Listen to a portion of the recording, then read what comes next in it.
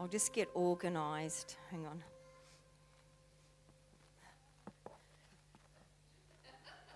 I won't be able to do my message if it's not the right way. Sorry.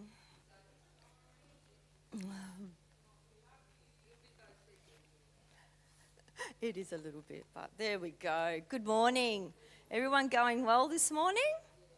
Wasn't that just a moving time in worship? I just really, that real connection to the Lord, and that he's so worthy, isn't he? Worthy of our praise and just so worthy. It just really moved me this morning. So I get to bring the word this morning. I did send a message to Pastor Bruce and said, why do you have me on the roster? Can you take me off?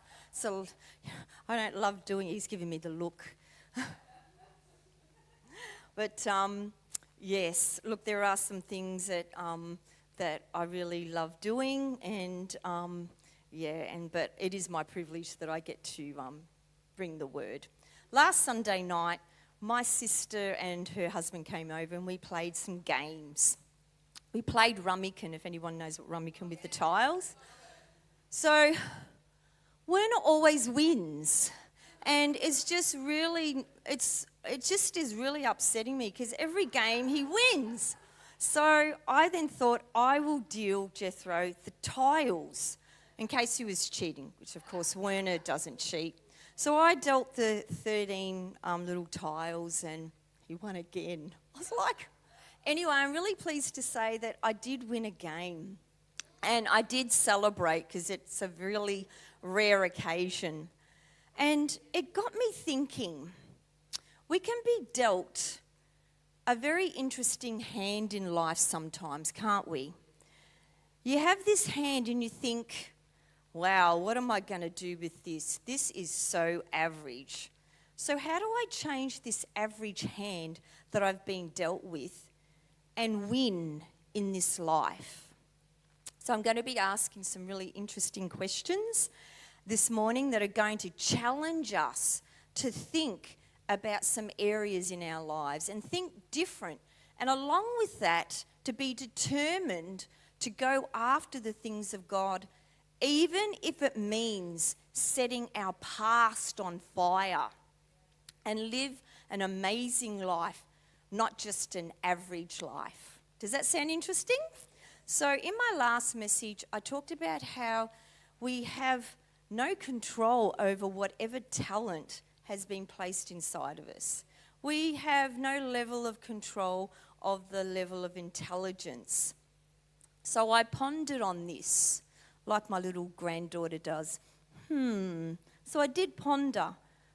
But what I do have control over is my personal responsibility to develop whatever potential God has given me for the good of others. And it begins when we raise the bar. We raise the bar of our standards of our faith, of our sacrifice, of our expectations of ourselves, of our belief of the goodness and generosity of God. We can refuse to be average. We can. I think that we must war against the temptation to settle for less. Average is always a safe choice and is the most dangerous choice I think that we can make. Average actually protects us from the risk of failure and also separates us from the future of greatness. I think we have to decide to just never settle for less. There are times when we just have to let go of the things that don't really matter. And you may be doing things that you needed to quit yesterday that is a waste of your time. Each one of us has a unique calling on his or her life, that each of us were created with intention and purpose. Don't you love that? When I first started walking with the Lord and I found that out, I was so excited that I have an intention, that I have a purpose.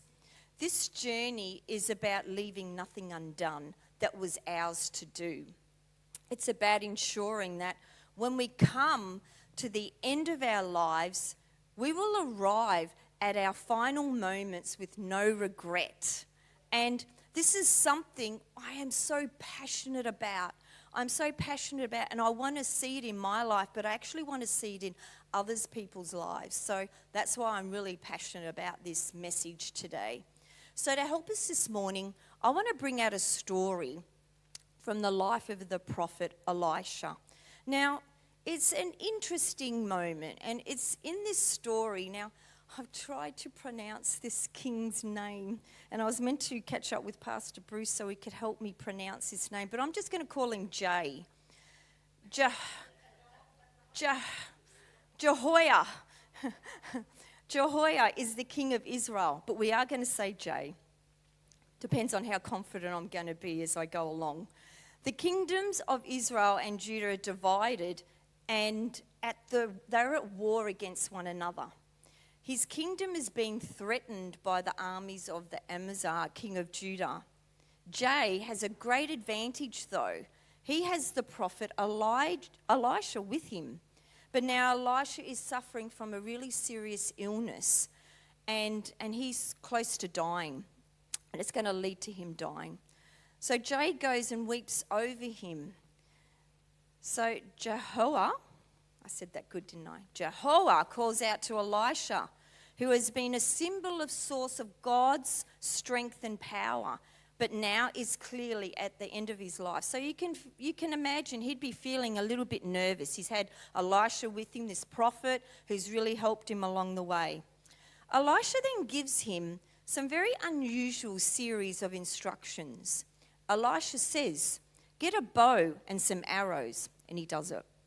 And then he tells him, "Take the bow in your hands." When Elisha commands Jehoiah to do this, the king immediately complies, because he sees that Elisha has been fantastic to have alongside of him, so why isn't he going to do what's been instructed? When the king raises the bow and arrow, Elisha puts his hands on the king's hands. "Open the east window," he says, and the king opens it. "Shoot," Elisha says, and Jehoiah shoots. "The Lord's arrows of victory, the arrow of victory over Aram," Elisha declares. "You will completely destroy the Arameans of Aphek." Then he says, "Take the arrows," and the king takes them. Elisha tells him, "Strike the ground." He strikes it 3 times and he stops. Then the scripture tells us something that is quite unexpected. The man of God was angry with him and said, "You should have struck the ground 5 or 6 times. Then you would have defeated Aram and completely destroyed it. But now you will defeat it only 3 times. Right after he says this, the story tells us Elisha died and was buried. Much of what happens here doesn't make sense, does it? There are so many questions here. How could the king's future be so affected by whether he struck an arrow 3 times or 6 times? Why didn't Elisha explain? Why didn't he explain to the king, to him what was required before holding him to its consequences? And how could the king have known that the 6 was the number instead of 3 that was going to leave him wanting? So up to that moment, Jehoiah did everything that Elisha had asked him. But when Elisha told him to strike the ground with the arrows, the prophet left the instruction open-ended. He didn't tell him. It is significant what the text says. The man of God was angry with him. Clearly, much more was happening here than meets the eye, don't you think? This was no small mistake. The king began with the promise of complete victory, but was then left with much less. And it all centers around one decision. He struck the ground only 3 times and then stopped. Putting it another way, he quit. The Bible doesn't tell us why he quit, why he did that. Maybe he was tired. Maybe he felt silly doing this. Maybe he thought it was beneath him, but the Bible doesn't say why he did this. But it is clear for Elisha, the fact that the king stopped striking the arrow was connected to his determination to receive the full measure of God's intention for him. He quit and the victory was lost. I wonder how many victories are lost before the battle has even begun. I wonder how many times in my life I thought I failed, but actually what happened was I quit. We can stop before we're finished. We're actually settling for less. We can become the kind of person who's always looking for the least we can do, trying to do what's the least required. I remember I had a time in my life where I did this. Life was beating me up really bad. People were beating me up, like I was getting smashed. So I thought, what I'm going to do is I'm going to really be quiet. I'm going to really lay low. I'm not going to rock anybody's boat so they couldn't attack me. I actually did that for a period. There is a posture towards life that separates those who end their lives with their quivers full of untapped potential and unseized opportunities, and those who will die with their quivers empty. When I was growing up, I played cowboys and Indians. Did anyone play cowboys and Indians? Yes, and made bow and arrows. I used to love doing that. My bow and arrows were not very good though. My arrows wouldn't go very far, but I would imagine that I had this amazing bow and arrow and that I would get my target, who was my brother. And my brother and I, we used to always fight. So I would pursue him and I'd get the arrow and it wouldn't go very far. But I'd always make about four arrows. And I just would imagine that I would get him. I would go after him with all my might. I think we are to use all our arrows and not be afraid to use them, which now brings me to my next point. Don't save your arrows. So Mick Fanning was nicknamed White Lightning, an Australian professional surfer, and he's going to help me in this point and make this point very nicely. Fanning won the 2007 and 2009 and 2013 ASP World Tours. He seemed to have surfing in both his blood and destiny. But on July the 19th, 2015, was going to be a very interesting day for White Lightning. He was at a competition in South Africa. Spectators watched in horror while he fought off a shark as it tore into the ripcord of his board. He escaped amazingly unhurt, but he was pretty shaken up. 6 days later, he goes back into the ocean. What? You wouldn't believe it, but another shark pursued him to the point that he had to get out of the water. If that was me, I'd just be thinking, I'm not meant to be back in the ocean. I'm staying on shore. You would think that. But Fanning's response gives us insight into the kind of person who achieves at the highest level in his or her pursuit. He said, surfing got me through the hardest times in my life. So to turn my back on surfing, it wouldn't be right. In his own way, Fanning was telling us that he was not wanting an average life. He could have given up. You wouldn't have thought badly, like twice being chased by a shark. He was not saving his arrows. It can make us wonder, have I avoided the shark-infested waters of my life and surrendered myself to standing on the shore? It's an interesting question, isn't it? You don't have to be a surfer to find yourself in difficult situations and facing your greatest fears. There are so many ways to drown and far too many ways to be eaten alive, aren't there? You know, and like I said before, I know I've had that feeling, you know, where you just feel like you just can't take any more. You're going to be eaten up. And because of this, we become so afraid of death that we never live. Afraid of failure that we never take a risk. So afraid of pain that we really don't discover how strong we really are. You just have to want to ride the wave more than you fear the shark. And while in South Africa is known for its shark-infested waters, I can tell you that in anywhere in life, it's no different. When we settle for less, we settle for the safety of the shore. And when we resolve to never settle, we might as well recognise that the sharks are coming, aren't they? The sharks are coming. The reality is that we can settle in some areas of our lives. Even the scriptures encourage us to settle conflicts and learn the skill of settling conflicts outside without the needs of courts and judges. It does, doesn't it? You have to know where you need to settle and where you should never, ever settle. One of the skills of people who expand their capacity, because that was a message that I spoke a little while ago, and improve their impact on the world, is that they know what battles to not fight. They know actually which ground to give up, and they know where to settle. This is because they have clarity. They have clarity because they know what actually really matters. They know what their life is all about.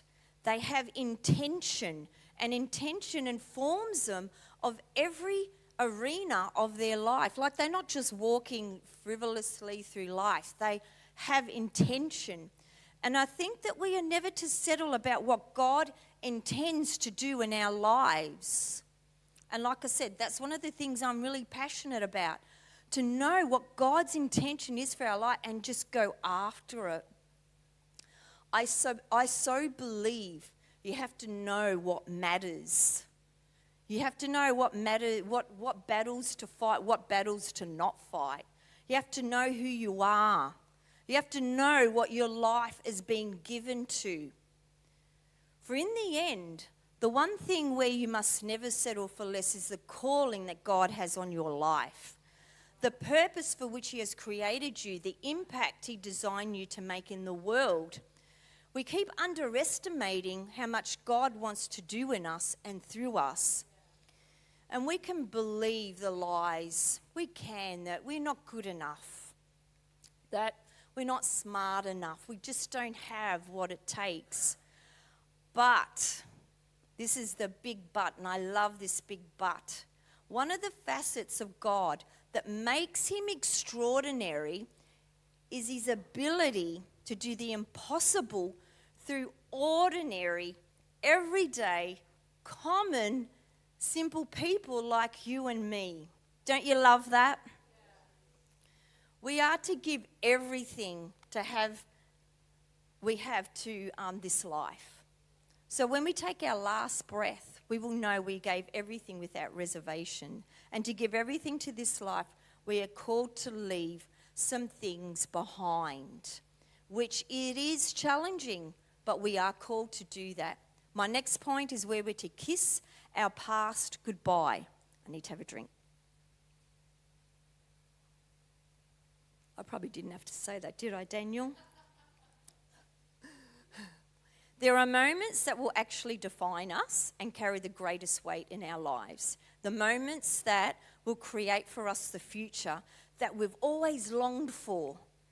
They are the moments that we must choose. We have to choose them between our past and creating our future. The prophet Elisha understood this really well.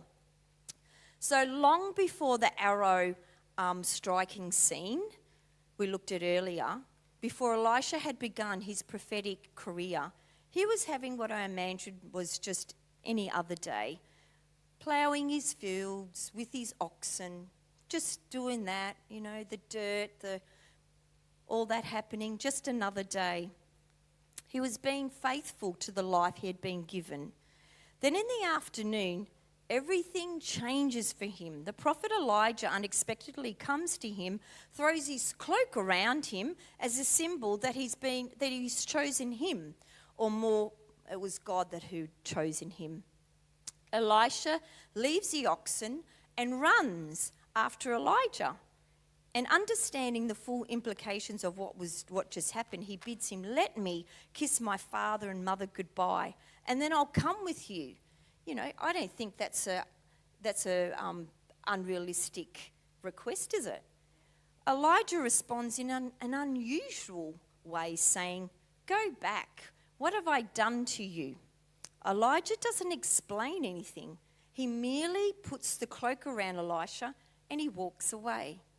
Now, there is a parallel between what Elijah does not say to Elisha here and what Elisha does not say to the king, Jehovah, in the arrow striking story we've already looked at.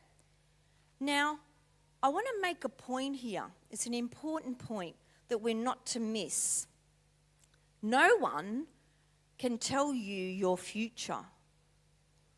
We have to decide what future we want, what future you will actually pursue, what future you want to create. For Elisha, this is a really big defining moment when he leaves his past and finds his future, which he literally sets it on fire. He takes his yoke of oxen and slaughters them. He cuts the wooden ploughing equipment to pieces, using them to cook the meat. So he is setting that on fire. He gives the meat to all the people and they eat and celebrate. Then after everything, he sets out to follow Elijah and becomes his servant. For Elisha, this wasn't a turn from wrong to right or right to evil, to good, but rather from the life that he had to the life that it was offered to him. Elisha's extreme action was both this declaration and his determination that there was actually no turning back. So this is a really big declaration, isn't he? He burnt, did all that. He didn't kind of leave it on the side there thinking, look, I'll spend some time with this Elijah. He kind of seems a bit rude, you know, telling me go back, you know, don't let me kiss my mother or father. You know, I'll just wait to see what's going to happen. He may not be, you know, as good as I think he is. But he doesn't do that. His past was no longer available to him. He had only one direction, forward. So he was making this declaration. As long as we have a contingency plan to go backward, then backward is where we will find ourselves going in the end. Isn't that exactly what happened to Israel when they'd finally found their deliverance from Egypt? They cried out to God to be free and then complained to him when he granted their freedom, their request. All they wanted was to be delivered from Egypt, and then later all they wanted was to be delivered back to Egypt again. If slavery remains an option, we will find ourselves handing over our freedom. But we don't usually call it slavery. We call it safety. We call it comfort. We call it being responsible. And we call it being having security, don't we? We find that God presses against us and forces us. He actually forces us to choose. While Abraham was still in Mesopotamia, I messed that up. I did practice that about 10 times. Anyway, you know. Was it right? God spoke to him, "Leave your country and your people and go to the land I will show you." So one of the themes in scriptures is that we cannot grab hold of the future unless we let go of the past. We see that, don't we? Jesus showed this in how he lived. What Jesus did 2,000 years ago is a call not to live in the past, but to create the future. In fact, this is a central narrative of what it means to follow Jesus. So Luke tells us that Jesus had a series of encounters as he and his disciples were walking down a road. A man said to him, "I will follow you wherever you go." Jesus replied, Foxes have dens and birds have nests, but the Son of Man has no place to lay his head." He said to another man, "Follow me." But he replied, "Lord, first let me go and bury my father." Jesus said to him, "Let the dead bury their own dead, but you go and proclaim the kingdom of God." Still another said, "I will follow you, Lord, but first let me go back and say goodbye to my family." You can hear a theme, can't you? Jesus replied, "No one who puts a hand to a plough and looks back is fit for service in the kingdom of God." Now, with this last reference to the plough, Jesus seems to be alluding to Elisha. He gave each of his would-be followers the same answer: set your past on fire. You cannot follow me into the future if you're holding on to your past. Now, there's a driving characteristic that we need to take on, and that is determination to shoot our arrows into the future. We have to have it. And we see this in the life of Elisha. We talked about Elisha, who was out ploughing the fields when Elijah walked by and placed a mantle on Elisha, symbolising that he was going to be transferring his prophetic status to the younger man.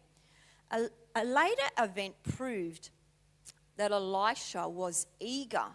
He was assertive in receiving that new status, that new role.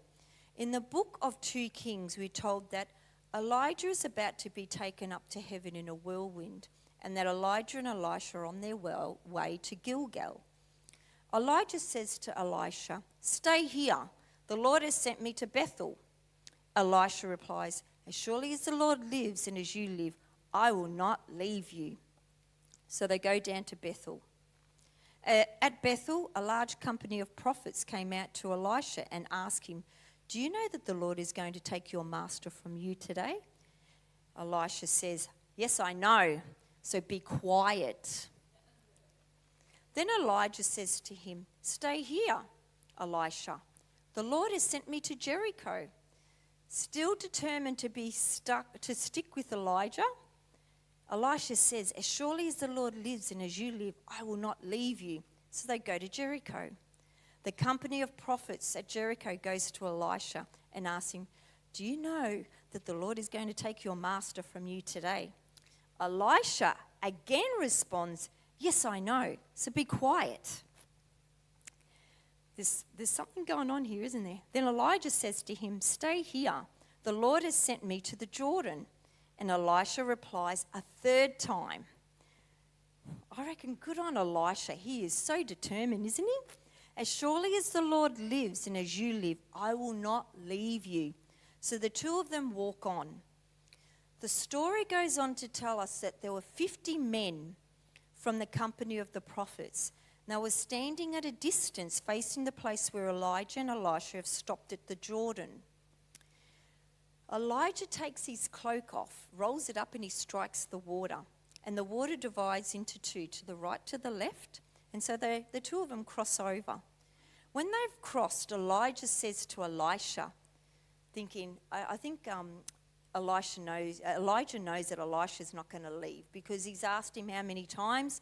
Elisha says, "I'm not going to leave you." 3 times he said. So he's like, okay. So they've crossed over. Elijah says to Elisha, "Tell me, what can I do for you before I'm taken from you?" Then Elisha asks, but before we hear what Elisha asks, I want to highlight something. That in each stop of the way, Elisha is not only the only prophet that has the opportunity to keep travelling with Elijah. You would think that those other prophets would have FOMO, but they didn't, did they? They stood from afar. All the other prophets chose to stay where they are rather than travel with Elijah. They know he's going to the end of his journey, but they're comfortable with remaining behind, because they were the ones that were telling Elisha, "You know that your prophet, your master's going to go." So they knew that he was going. They chose to stay back. I don't think it's coincidental that Elijah repeatedly gives Elisha the opportunity to stay behind. He even commands him by saying, "Stay here." No one would have thought any less of Elisha because Elijah was pretty adamant, "Stay here, don't come with me."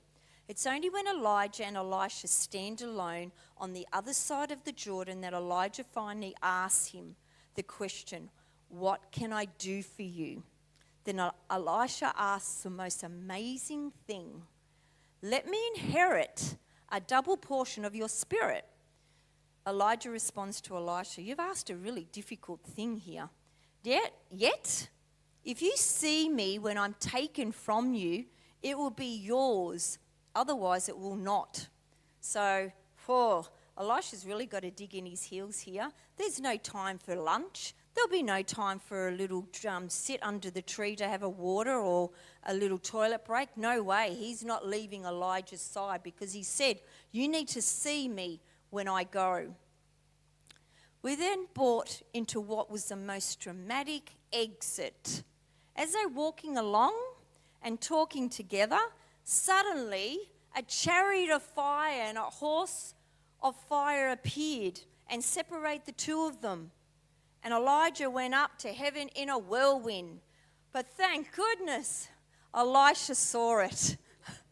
He saw it and he saw him no more. Then he took hold of his garment and he tore it. Elisha then picked up Elijah's cloak that had fallen from him, went back and stood on the bank of Jordan. You'd be thinking, "I'm going to roll up this cloak. I'm going to see whether I can part this water." That's what I'd be thinking. Has the mantle fallen on me? He took the cloak that had fallen from Elijah and struck the water with it. "Where now is the Lord, the God of Elijah?" he asked. When he struck the water, thank goodness it divided to the right and to the left and he crossed over. The company of the prophets from Jericho who were watching, they were watching from afar, said, "The spirit of Elijah is resting on Elisha." Woohoo! And they went to meet him and bowed to the ground before him. I reckon he deserved it, don't you reckon? What I want to bring out this morning is not so much the experience of Elisha. It's about who Elisha was as a person. Elisha understood what it meant to live a life that holds nothing back and leaves nothing undone. Elisha was given many opportunities to stay behind. For him, this was a choice that he made a long time ago, before when he burnt up the oxen and the meat and the plough. He made that so long ago. Elisha is the man who cut his plough into pieces and slaughtered his oxen and gave them as an offering to God and a gift to his people. For Elisha, there was never an option of turning back. No way. So we now know this. We now know this about Elisha.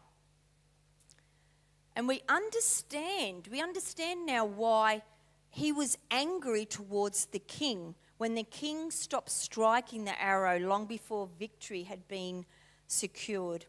When God tells you to strike an arrow and you just got to keep striking and striking and striking, and you do not stop until he says to stop, that it is finished. Elisha died immediately after that defining moment with the king. Elisha would die as a man who left nothing behind. And he knew that he never settled. He left nothing undone. Can I have the band? Thank you. Now, I'm going to take another drink, Daniel.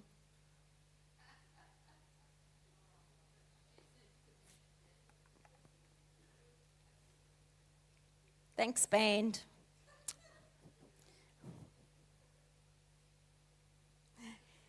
No. Now, there's a really peculiar story that says that long after Elisha was buried, the Moabite raiders would invade the land every spring at a particular time, particular day.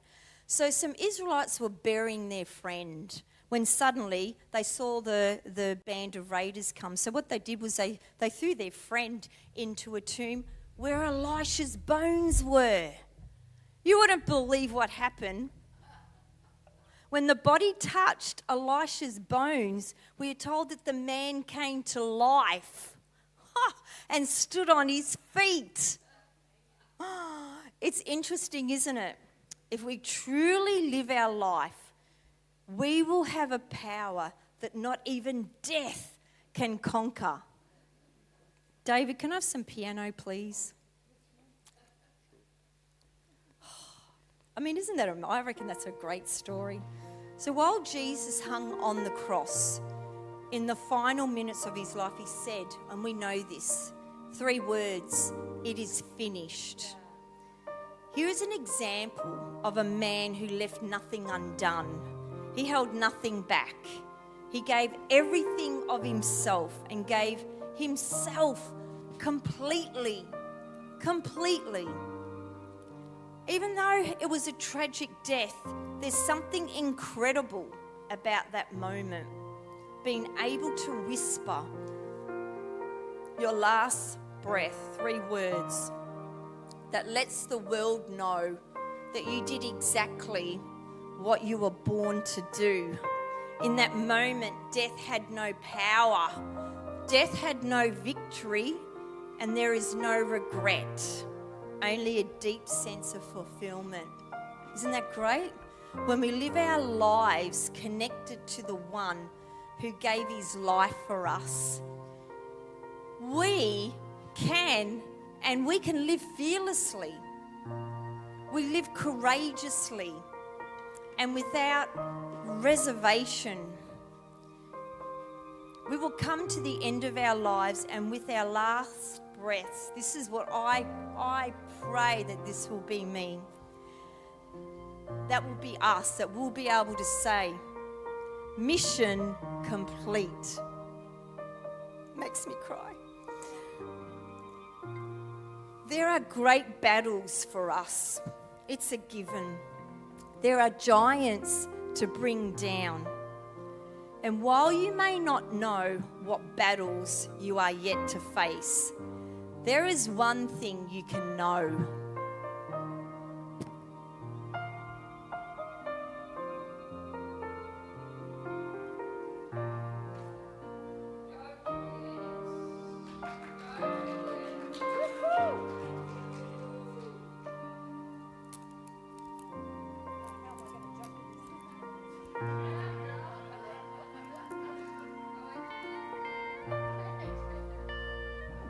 That you are battle ready.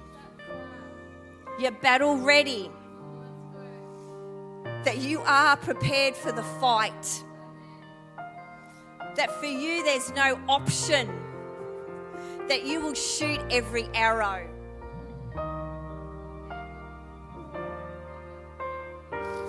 And when you take this last arrow in your hand and with your last breath and all the strength that's left within you, you're going to strike and strike and strike and strike and strike. Good. I said at the start of the message, we can be dealt an average hand. Oh, we've got to put these down. Pick up the message.